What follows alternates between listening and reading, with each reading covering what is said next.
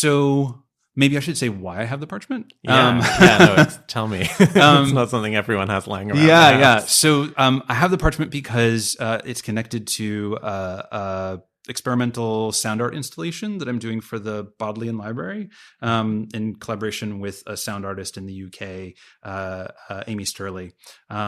So the Bodleian is one of the great repositories of medieval manuscripts.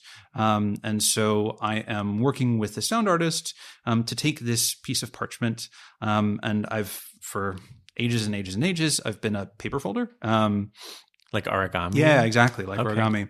And there's a particular style of origami that I've gotten into in the last 5-6 years called tessellations, where you essentially crease and pleat the paper into a series of repeating patterns that sort of extend over together. 2D surface. Yeah, so you can see some here. Oh, wow. Right? Yeah. So it creates a sort of 2D surface that has this raised series of patterns on it.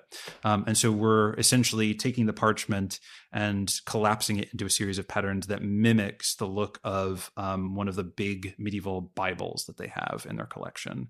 And we're building a sound sort of installation around that to help us think about the ways that manuscripts stand in relationship to the sounds of the past.